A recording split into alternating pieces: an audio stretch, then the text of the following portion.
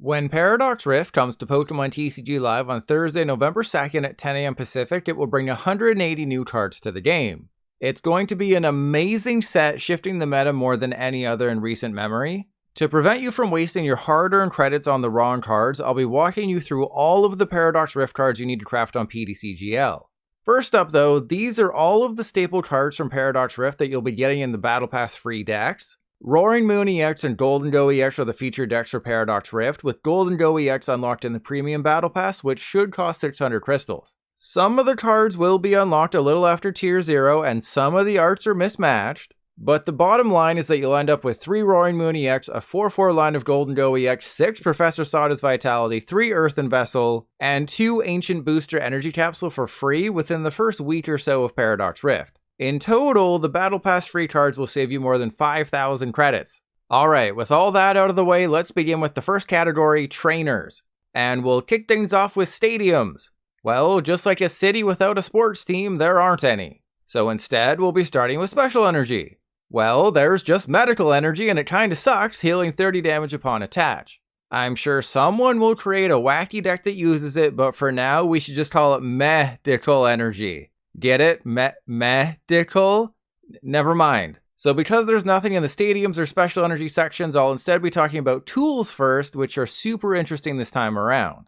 Probably the best place to start is with the future and ancient tools. Like Rapid Strike and Cinder Strike Pokemon before them, future and ancient Pokemon have access to unique cards. For ancient Pokemon, there's Ancient Booster Energy Capsule. This gives any ancient Pokemon 60 extra hit points while also protecting against special conditions. Since there aren't any evolution ancient Pokemon, this is basically just a better bravery charm. I'd recommend having 3, as it pairs well with all the ancient Pokemon. And if you want to use the Brute Bonnet plus Radiant Sneasler Poison combo, you'll absolutely need it. And for future Pokemon, there's Future Booster Energy Capsule. This boosts the damage of future Pokemon by 20 while also giving them free retreat.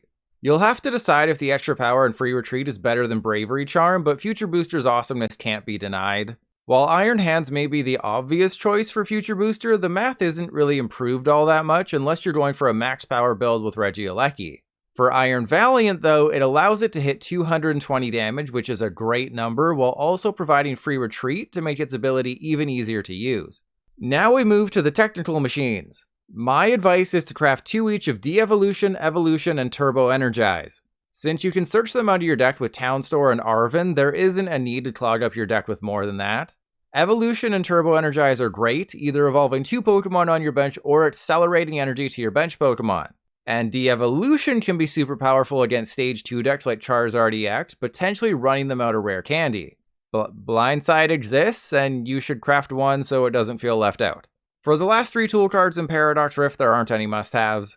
Defiance Vest and Cursed Duster could definitely be useful in stall or control decks, but for the average player, they aren't necessary. Luxurious Cape, meanwhile, opens up a whole new world of whacking off, giving non-rule box Pokemon an extra 100 hit points at the cost of giving up an extra prize card.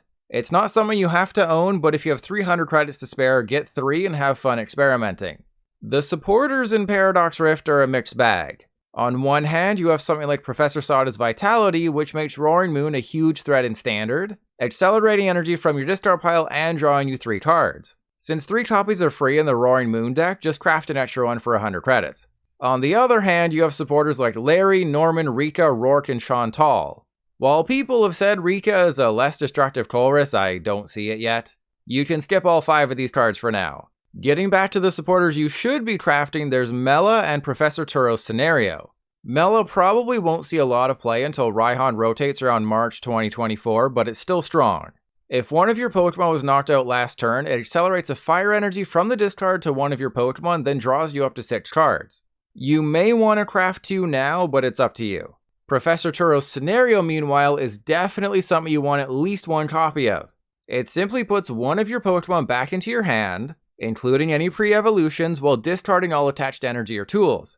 This is great for bringing up a damaged Pokemon, a Pokemon like Squawkabilly EX or Luminion V that could be knocked out by Iron Hands, or for reusing abilities on certain Pokemon. Then there's Parasol Lady and Tulip. If you go second and it's your first turn, Parasol Lady allows you to shuffle draw 8 cards. It's far less destructive than Professor's Research, and you don't have to worry about Ionoing your opponent into a better hand. The downside is that after turn 1 it becomes a shuffle draw 4. Depending on the deck, you could play one copy to try and search it out with something like Luminion V, or if you really want to ensure you start it, craft 4. And finally, we have Tulip. If you're playing a Psychic deck, it's definitely worth considering. It puts up to 4 in any combination of Psychic Pokemon and basic Psychic energy back into your hand, meaning Xatu or Gardevoir EX decks have an easy way to recover lost resources.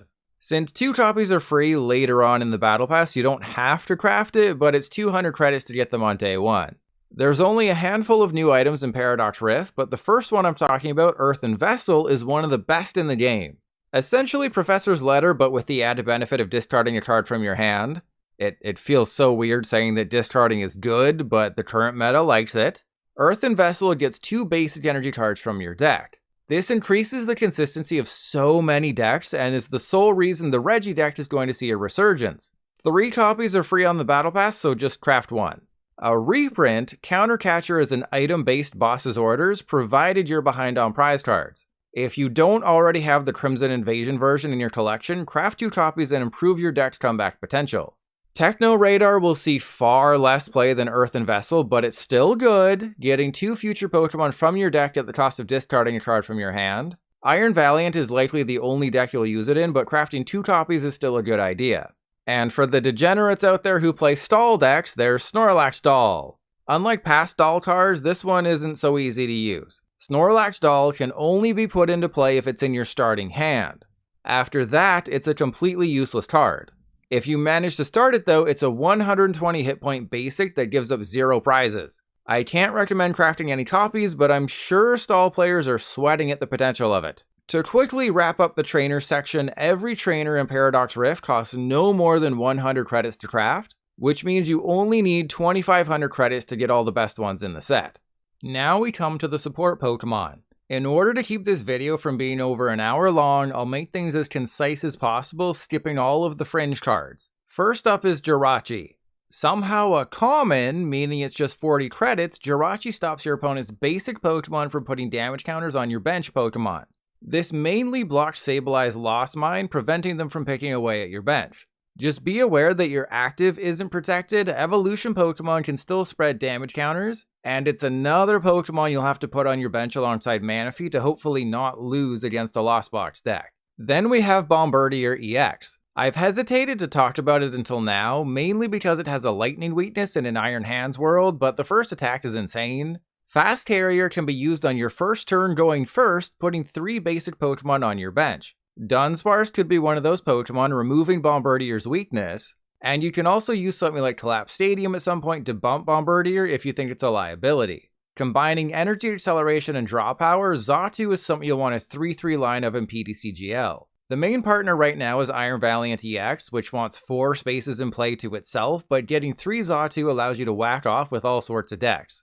That's because it can accelerate to anybody, not just Psychic types. Of course, I'm going to talk about Skeledirge EX. A list with Greedent VMAX was featured in my Rogue Decks video for Paradox Rift, because Skeledirge's ability boosts the damage any of your Pokemon does by 60 when you discard a fire energy from your hand. Since it stacks, you can be doing 60, 120, 180, or even 240 extra damage each turn.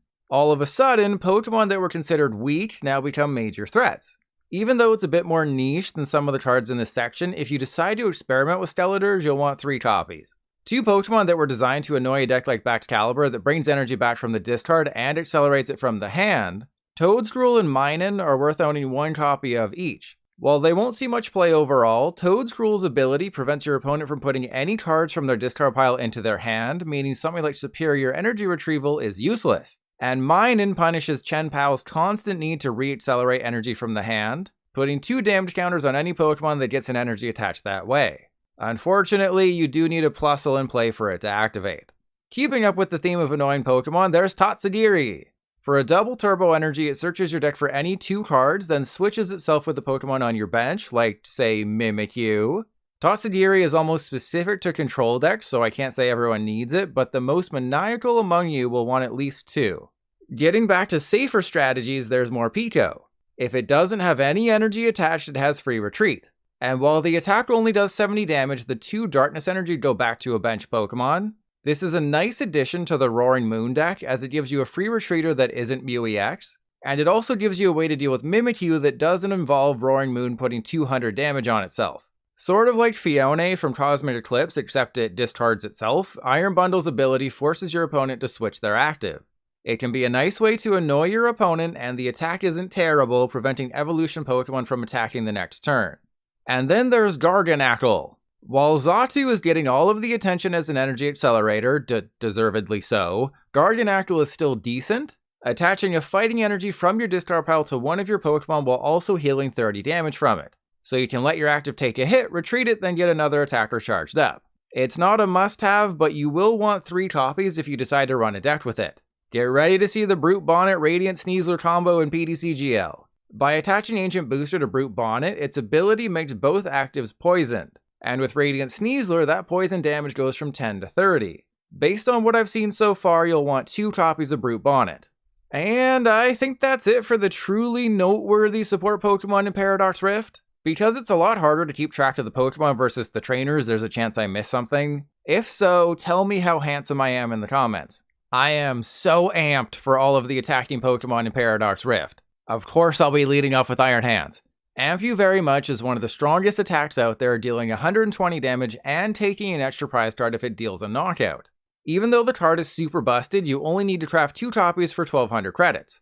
It's a beefy boy requiring 4 energy, so getting 3 powered up isn't always going to be easy. And even if you're playing a backed Caliber deck, 3 is still too many since you'll be playing Super Rod and Chen Pao.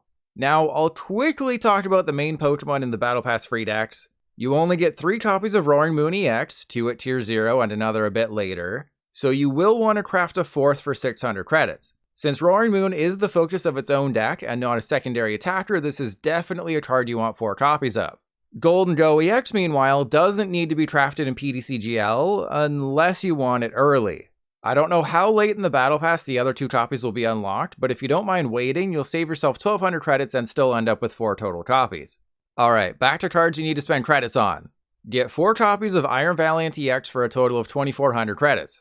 The reason you want 4 is to maximize the power of its ability, which puts 2 damage counters on one of your opponent's Pokemon whenever Iron Valiant moves from the bench to the active.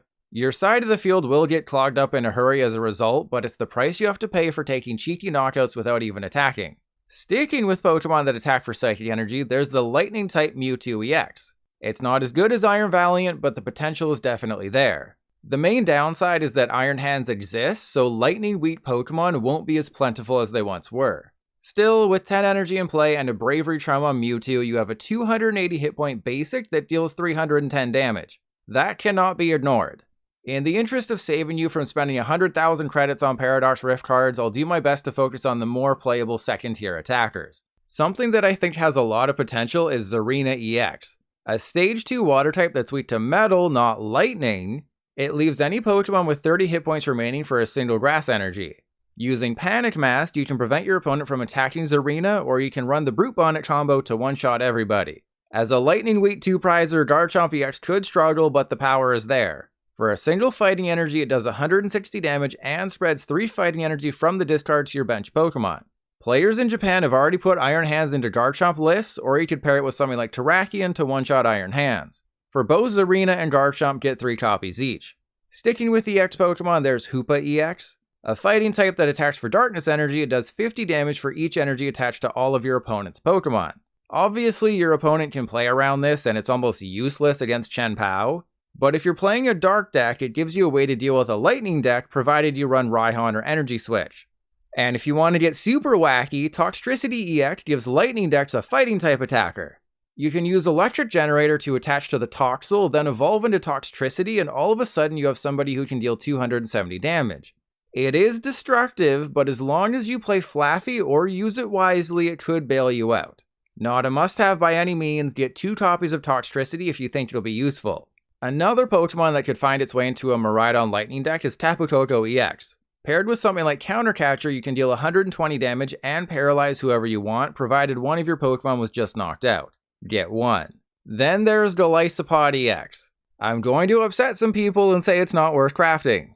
If you want to play a Pokemon with a similar strategy, Alakazam EX seems better. Golisopod is Lightning weak, needs to be in the active to attack, and needs to discard energy to skedaddle. I hope I'm wrong, but for now, skip it. Now we come to the Aegislash twins. The baby Aegislash has Mimikyu's ability, making it immune to damage from EX and V Pokemon, while the attack means it can hit through anything. The EX, meanwhile, does 70 damage for each prize card you have taken, making it a great late-game attacker. You probably want 2 of each, though I expect this to be more of an annoying deck than an actual threat. Still, if people aren't prepared for it, you'll have a decent win rate. Let's talk about single prizers now. If you watch my Sleeper Decks video, you know that Cloth is a thing. Get 4 copies for 400 credits, pair it with Brute Bonnet, and all of a sudden you have a 1-prize fighting type who can not only one-shot Iron Hands, other lightning types, and Arceus V-Star, but who can deal a huge chunk of damage to other multi-prizers. You only need 1 copy of Iron Jugulus, but it could be exactly what certain decks need. Iron Valiant and Lost Box have a use for it, as does any deck that runs Radiant Alakazam. Iron Jugulus is capable of spreading 50 damage to 3 different Pokemon, provided they have a damage counter on them. The 3 energy requirement is a bit much, but it's not a problem in a deck with Xatu or Mirage Gate. Just like Iron Jugulus, you only need 1 copy each of Flamigo and Streamtail. Flamigo pairs well with Lost Box, giving you a fighting type that can one-shot lightning types for 2 energy, provided they have a large bench. Streamtail, meanwhile, can be a weapon for Gardevoir EX, allowing it to snipe the bench. With an Ancient Booster attached, you can attach 7 energy to Screamtail and deal 280 damage wherever you want, assuming they don't have a Manaphy. I wanted to include Groudon in this list, but the main partner seems to be Sandy Cheeks EX, and even then it isn't amazing. I also thought about pairing it with Garchomp, but Lucario is better, and Terrakion is a better basic for Garchomp, so Groudon seems like it's better left buried. I was a huge fan of Centistorch VMAX, and while Armor Rouge EX tries to be like the Centipede, it just isn't. Maybe I'm a little too pessimistic, but I don't think Armor Rouge can succeed right now. The ability is good, reducing the damage it takes by 80 if it's at full health. It pairs well with the baby Armor Rouge that moves energy from the bench, and its attack can get up to big numbers. But a water weakness sucks in a Chien-Pao world, and without something like Welder, getting that energy into play isn't going to be easy, even if you run Magma Basin and Mela. I hope this is another instance of me being wrong, but I say skip Armor Rouge. There's a lot of attackers from Paradox Rift to keep an eye on, and I'm sure they'll be featured in videos from For the Win and Lil Dark Fury where their mouths are open super wide in the thumbnail. I'll be limiting them to just 10 here though, and not because Justin Basil didn't create proxies for them and I'm lazy. It's because I'm efficient. Okay, here we go. Simisage attacks for reversal energy and is immune to damage from Pokemon with an ability the following turn. Kanger's attack is sort of like Infernape's, except it can snipe up to 360 damage anywhere, provided you have 6 energy on top of your deck. Espathra is immune the turn it evolves from Flittle, and deals 140 damage if Tulip is in your discard pile. As I was putting this part of the video together, I kinda realized that Minior is good and you need 1 copy. It's a way to counter Snorlax block, as its ability is Jet Energy and its attack one-shot Snorlax. Liepard's attack is the same as Altaria's, moving all damage counters from one of your bench Pokemon to your opponent's active, except Liepard's can be used for a Luminous Energy. Mousehold EX is funny, potentially dealing 180 damage in retaliation, but it's shut off by Path to the Peak. Altaria EX only deals 140 damage, but makes itself immune to something like Roaring Moon's one-hit KO attack. Cofagrigus EX is the son of the devil known as Dragapult VMAX, and we will not speak of it. Porygon Z is fun to think about, potentially accelerating 4 energy from the discard pile, but coin flips are the second cousin of the devil. And Garbodor's attack is Maractus's, dealing 50 damage for each tool you discard from your hand, except now it's for a single darkness energy. Pair it with leftover Snorlax and you can deal at least 200 damage per turn. And I'm done. Before I do a full recap, to answer a question I see pop up a lot on the PTCGL subreddit, yes, the Shadow Rider VMAX deck in the shop is still the best way to farm credits using crystals. While buying the Mew VMAX deck will get you a better standard deck overall, for the sole purposes of boosting your credit store, save your crystals for Shadow Rider and the Premium Battle Pass only. Just keep in mind that you have to scroll all the way down to I think July 2022 to find it in the shop. The only thing better than Shadow Rider are Celebrations packs. Unfortunately, unless you migrated from PTCGO with a playset of Celebrations, or you don't mind spending $200 on 400 codes, it's not worth it. Anyways, the Paradox Rift recap.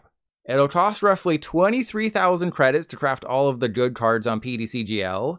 While there's certain EX Pokemon you can skip to save you a few thousand credits, there's also some niche cards I haven't mentioned that will suck off a few hundred to a couple thousand credits. Basically, Paradox Rift is nuts and there's tons of cards worth crafting.